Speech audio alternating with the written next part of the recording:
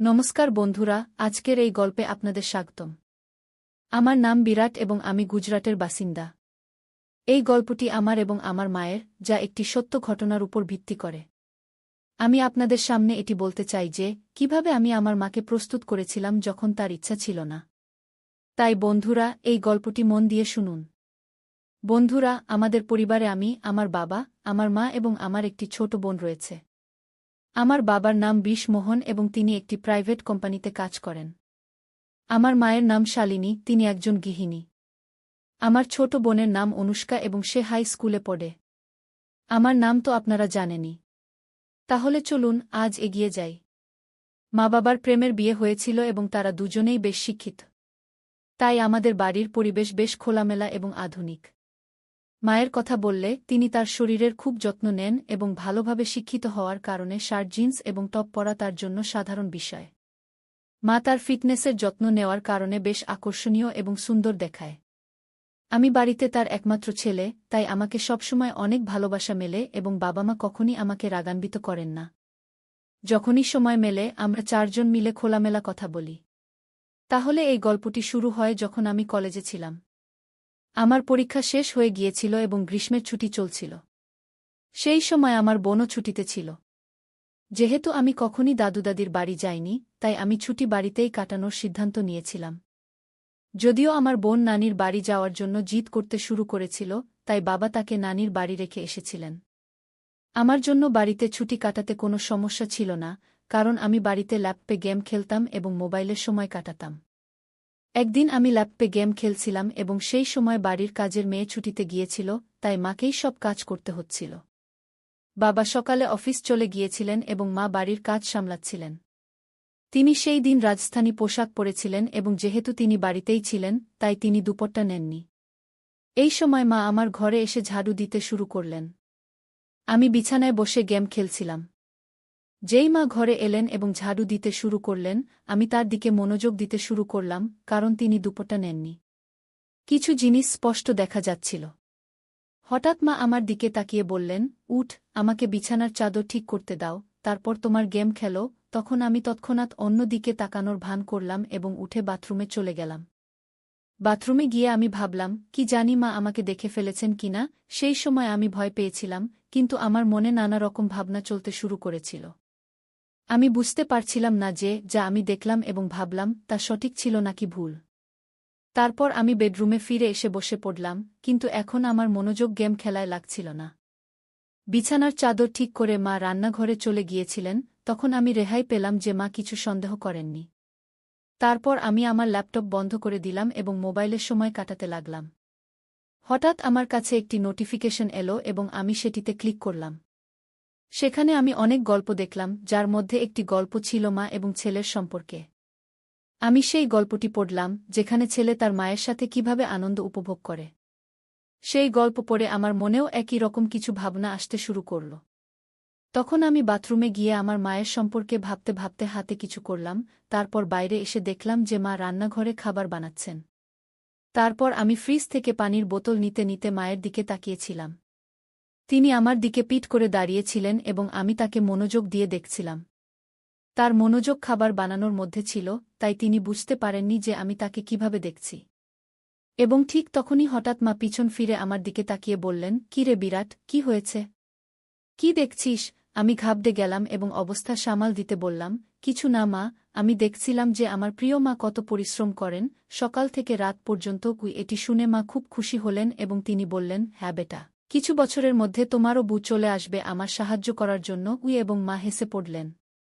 এতটা বলার পর আমি আমার বেডরুমে চলে গেলাম এবং ভাবলাম যে মা জানেন কি যে আমি তাকেই দেখছিলাম এবং কি ভাবছিলাম।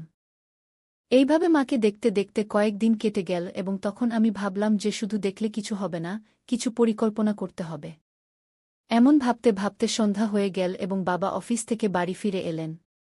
তিনি বললেন যে অফিসের কাজের জন্য তাকে 1 দিনের জন্য বিদেশ যেতে হবে। কি না পেতে শুনে আমি মনে মনে খুব খুশি হলাম এবং সম্মতিতে মাথা নেড়ে দিলাম। তারপর 3 দিন পর বাবা চলে যাচ্ছিলেন এবং আমি ঠিক করলাম যে যা কিছু করতে হবে এই 1 দিনের মধ্যেই করতে হবে, না হলে আর এমন সুযোগ মিলবে না। পরের দিন মঙ্গলবার ছিল, বাবা চলে যাচ্ছিলেন, তাই একটু শপিং করতে হবে। মা এবং বাবা শপিং করতে বের হতে যাচ্ছিলেন, তখন আমাকে জিজ্ঞাসা করলেন তুমি আসবে? আমি না করে দিলাম এবং বললাম তোমরা যাও, আমি গেম খেলব। তারপর তারা দুজন চলে গেলেন এবং তারা যাওয়ার সাথে সাথেই আমি দরজা লক করে তাদের বেডরুমে গেলাম। আমি আলমারি খুলে দেখলাম যে আমার কোনো আইডিয়া মেলে কিনা, তখনই আমার একটি উপায় মাথায় এল। আমি আরও খুঁজতে লাগলাম এবং মায়ের লিপস্টিক ও বডি স্প্রে পেলাম। খুঁজতে খুঁজতে মায়ের অনেক কাপড় পেলাম, তার মধ্যে একটি ড্রেস পেলাম যা মায়ের ওয়ান পিস ছিল, লাল রঙের। এটি দেখে আমি ভাবলাম মা এই ড্রেসে কেমন দেখাবে। ভাবতে ভাবতে আমি আলমারিতে কাপড় ঠিকঠাক করে রাখলাম, কিন্তু বেডরুমে মায়ের ফটো দেখে আবার কিছু অদ্ভুত অনুভূতি হল। এখন আমি মনে মনে ঠিক করলাম যে মায়ের নামে আর কিছু হবে না, এখন কিছু করতেই হবে, তবেই আমি শান্ত হতে পারব। সবকিছু ঠিকঠাক গুছিয়ে আমি হোল রুমে এসে টিভি দেখতে লাগলাম, তখনই মা এবং বাবা ফিরে এসে বসে গেলেন। এইভাবে সেই দিন কেটে গেল এবং পরের দিন বাবা চলে যাচ্ছিলেন, তাই মা তাড়াতাড়ি উঠে সবকিছু গুছিয়ে দিলেন এবং বাবাকে নাস্তা দিয়ে বাড়ির বাকি কাজে লেগে গেলেন। সকাল ৮টায় বাবা আমাদের বিদায় বলে চলে গেলেন এবং মাও বাড়ির কাজে ব্যস্ত হয়ে গেলেন। বাবার কোম্পানির কাজে বাইরে যাওয়া আমাদের জন্য কোনো নতুন বিষয় ছিল না। মা তাড়াতাড়ি উঠে বাবাকে সামলানোর চেষ্টায় গোসল করতে যাননি। বাবার চলে যাওয়ার পর সকাল ৯:০০ বাজে মাম্মি নাহাতে চলে গেল আর আমি হলে টিভি দেখছিলাম। হঠাৎ মাম্মির আওয়াজ এল, কি বিরাট তোয়ালে দে দোগু। আমি বাইরেই ভুলে গিয়েছিলাম। আমি তৎক্ষণাৎ তোয়ালে নিয়ে গেলাম। মাম্মি দরজা একটু খুলল আর তোয়ালে নেওয়ার জন্য হাত বাড়াল। যখন মাম্মি তোয়ালের জন্য হাত বাড়াল তখন আমি দেখলাম মাম্মির চুল সম্পূর্ণ ভেজা ছিল, তার হাত থেকে পানি টপকাচ্ছিল আর তার মুখ ও হাতে পানির বিন্দু দেখে মাম্মি আমার কাছে অত্যন্ত সুন্দর লাগল। যখন মাম্মি হাত সামনে করল তখন সে একটু সাইডে সরে গিয়েছিল, তখন আমি তাকে একটু দেখলাম আর তার উপর পানির বিন্দু ছিল। তার হাত যেন আমাকে ভিতরে ডাকছিল, কিন্তু সে চালাক ছিল, তৎক্ষণাৎ ভিতরে সরে গেল এমন লাগছিল। আমি ক্ষণাৎ ভিতরে গিয়ে তাকে দাঁড়িয়ে দাঁড়িয়েই আনন্দ দেই। যাই হোক, পাপা বাড়িতে ছিল না, কিন্তু আমি নিজেকে নিয়ন্ত্রণ করলাম আর হলে এসে বসলাম। তারপর ৫ মিনিট পর মাম্মি তোয়ালে জড়িয়ে হলে এল আর টিভির পাশের শীষের সামনে দাঁড়িয়ে হেয়ার ড্রায়ার দিয়ে চুল শুকাতে লাগল। আমি আরও বেশি অস্থির হয়ে গেলাম আর তাকে পেছন থেকে দেখতে লাগলাম। যখন মাম্মি তার চুলে হাত দিয়ে হেয়ার ড্রায়ার দিয়ে চুল শুকাচ্ছিল তার জন্য এসব নর্মাল ছিল, কিন্তু তার কি জানা ছিল পেছনে সোফায় বসে থাকা ছেলে তাকে আনন্দ দিতে পাগল হয়ে যাচ্ছে আর তাকে পেছন থেকে দেখছে। আমি মনে মনে ভাবলাম আজ থেকেই চেষ্টা করা উচিত। আর আমি সময় নষ্ট না করে বললাম, মাম্মি তুই সবসময় ৫৭ ড্রেসই পরিস বাড়িতে কি? তখন মাম্মি বলল, কেন রে বেটা, এমন কি আছে? আমি যা ভাল লাগে তাই পরি, তোমার কেন মনে হয় অন্য কিছু পরা উচিত? তখন আমি বললাম, কিছু না মাম্মি, কাল যখন তুই জিন্স আর টপ পরেছিলি তখন এমনিতেই বলছিলাম কি। তখন মাম্মি বলল, ও অরে পাগল, বাড়িতে কে জিন্স আর টপ পরে বাইরে যেতে হলে তো পরবেই নাকি? তারপর আমি বললাম, কি এমন না মাম্মি, যখন তুই শাড়ি আর রাজস্থানী ড্রেস পরিস তখন একটু বয়স্ক লাগে তাই বললাম। তারপর মাম্মি উত্তর দিল, কি এখন যুবক বকর কি করব, যাকে ভালোবেসেছি তার সাথে বিয়ে করেছি, আর এখন তোমার মতো অলস ছেলে আর অনুষ্কার মতো সুন্দর মেয়ে আছে, আর কি চাই? এত বলেই মাম্মি জোরে হেসে উঠল আর বেডরুমে কাপড় পরতে চলে গেল। আমিও হেসে উঠলাম আর টিভি দেখতে লাগলাম। কিছুক্ষণ পর মাম্মি বাইরে এল, কাপড় বদলে দেখে আমার খুশিও হলো আর নারাজগিও হল, কারণ সে আমার কথা মানল। নারাজ এজন্য যে সে আবার সম্পূর্ণ ঢেকে গেল। মাম্মি হলে এল আর বলল, এখন কেমন লাগছে? আমি হতভম্ব হয়ে বললাম, কি বাহ, এখন তুই একদম আমার বয়সের মেয়ে লাগছিস। মাম্মি বলল, অরে বুদ্ধু, তোর আর আমার মধ্যে ১৮ বছরের পার্থক্য আছে, আর আমি কেমন করে তোমার বয়সের লাগতে পারি? এখন আমার কিছু বলতে ইচ্ছা করছিল না, কিন্তু কিছু বলতেই হলো, তাই বললাম, অরে মাম্মি, আমাদের আর তোমার বয়সের পার্থক্য আমরা জানি, কিন্তু বাইরে কে জানে? যদি আমরা দুজনে বাইরে ঘুরতে যাই তবে লোকেরা ভাববে আমরা গার্লফ্রেন্ড বয়ফ্রেন্ড। এত বলেই আমি ইচ্ছে করে থেমে গেলাম আর মাম্মির প্রতিক্রিয়া দেখতে লাগলাম। তখনই মাম্মি সময় নষ্ট না করে উৎসুক হয়ে জিজ্ঞেস করল, আচ্ছা আর কি বল না বেটা, কি এখন? আর আমি কিছু বললাম না, শুধু এতটুকু বললাম, ছেড়ে দে মাম্মি, তোমার রাগ হবে কি? তখন মাম্মি বলল, আমার কখনো তোমার উপর রাগ হয়েছে? আর তুমিও জানো আমার ছেলে কখনো ভুল করে না, তবে আমার রাগ কেন হবে? এখন দ্রুত বল, কি বলতে চেয়েছিলে কি? তখন আমি বললাম, যদি আমরা একসাথে বাইরে কোথাও ঘুরতে যাই তবে লোকেরা আমাদের গার্লফ্রেন্ড বয়ফ্রেন্ড ভাববে, কিন্তু তোমার গলা মঙ্গলসূত্র দেখে তারা আমাদের স্বামী স্ত্রীও ভাববে। কি? এ কথা শুনে মাম্মি জোরে জোরে হাসতে লাগল। তারপর মাম্মি বলল, অরে বাপরে, এত ছোট কথা জন্য আমার রাগ কেন হবে কি? আর আবার মাম্মি হাসতে লাগল। তখন আমি তাদের বললাম, হাসো না মাম্মি, কি এত? বলেই মাম্মি আমাকে টিটকারি দিতে আবার হাসা শুরু করল আর আমি মাম্মির দিকে দৌড় দিলাম মজা করে মারার জন্য। মাম্মি তখন দৌড়ে কিচেনে চলে গেল আর হাসতেই থাকল। তারপর আমি হলে বসে ভাবতে লাগলাম যে কি চলো, শুরু তো হলো, কিন্তু এখনও অনেক কাজ বাকি, আর তা ঠিক ততটাই কঠিন। মাম্মি খুব সংস্কারবান, আর আমি কখনো তাকে এমন অনুভব করিনি যে সে এমন কিছুর অভাব বোধ করছে। মাম্মি আর পাপার প্রেমের বিয়ে হওয়ায় খুশি তো তাদের আগে থেকেই আছে, প্রয়োজন তো আমার ছিল, আর আমাকে সেই প্রয়োজন যেকোনো অবস্থাতেই পূরণ করতে হবে, তাও মাম্মি দিয়ে কি। তারপর কিছুক শোন পর আমি আবার চেষ্টা শুরু করলাম। মাম্মি কিচেনে কাজ করছিল, আমি সেখানে গেলাম আর বললাম, কি মাম্মি, তোমাকে রোজ রোজ এই কাজ করতে করতে বিরক্ত লাগে না? তখন মাম্মি বলল, না বেটা, যখন আমাদের কাজের বাই আসে তখন আমার আরাম হয়। কি তখন আমি বললাম, গো মা, এখন তো ছুটি শুরু হয়েছে আর আমার খুব বরিয়ত অনুভব করছিলাম। তখন মা বললেন, তাহলে কি করব, কোথায় যাব ঘুরতে? আমরা দুজনেই বাড়িতে আছি। তখন আমি বললাম, হ্যাঁ চলো মা, কিন্তু বাবা আসার পর। তখন মা বললেন, তাহলে এতক্ষণ কি করবে? আমি বললাম, আমার একটা গেম জানা আছে, যদি তোমার কোনো আপত্তি না থাকে তাহলে খেলি বাড়িতে। মা বললেন, আমার ল্যাপটপে গেম খেলতে কোনো আগ্রহ নেই, অন্য কিছু বলো। তখন আমি বললাম, আরে আমার প্রিয় মা, ল্যাপটপে নয়, শুধু এমনি আমরা দুজন খেলব। তখন মা বললেন, আচ্ছা ঠিক আছে, কোনো গেম? আমি বললাম, মা, ট্রুথ অ্যান্ড ডেয়ার।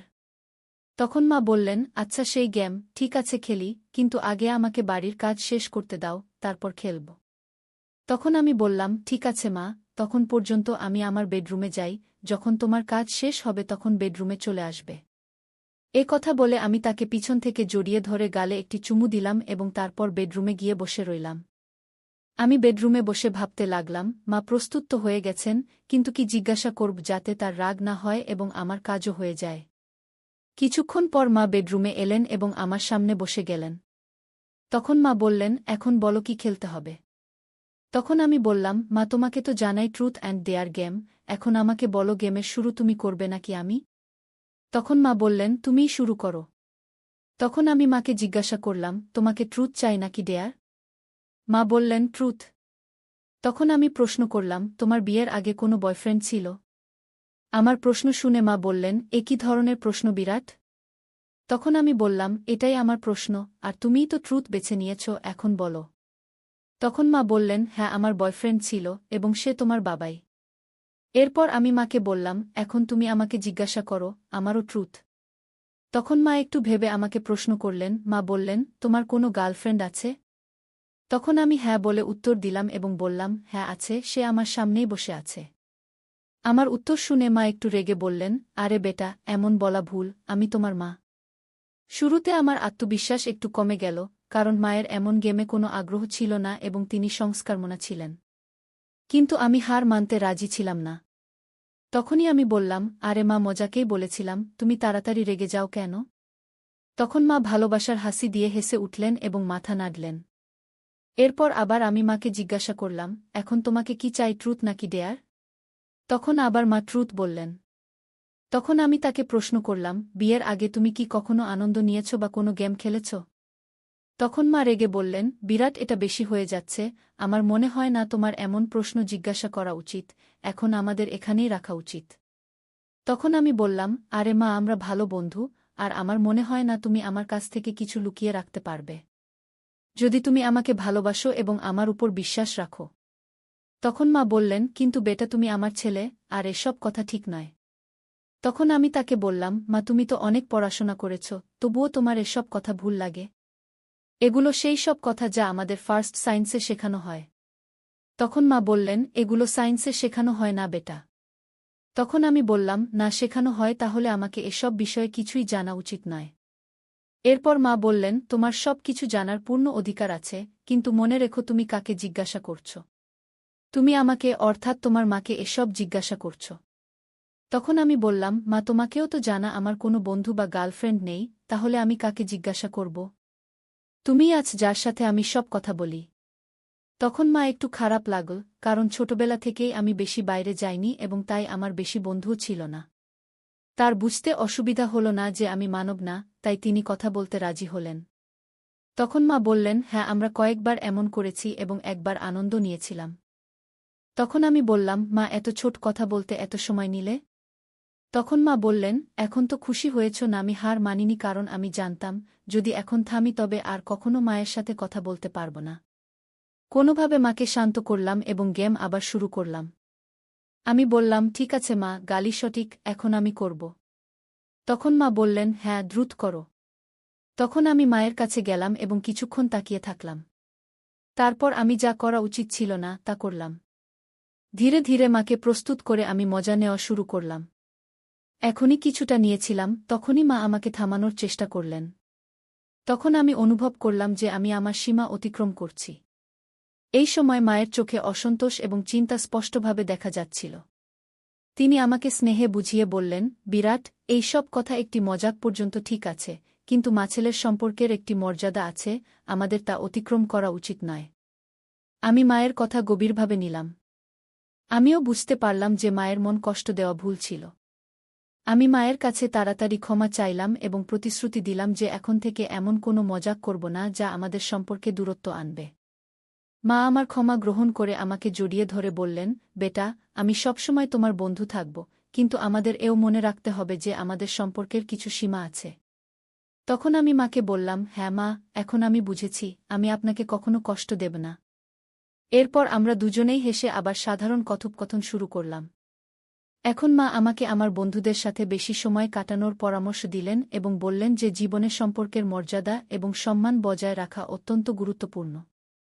এই কথোপকথন আমাকে শিখিয়েছে যে মজাকেরও একটি সীমা আছে এবং সম্পর্কে পারস্পরিক বোঝাপড়া এবং সম্মান থাকা উচিত।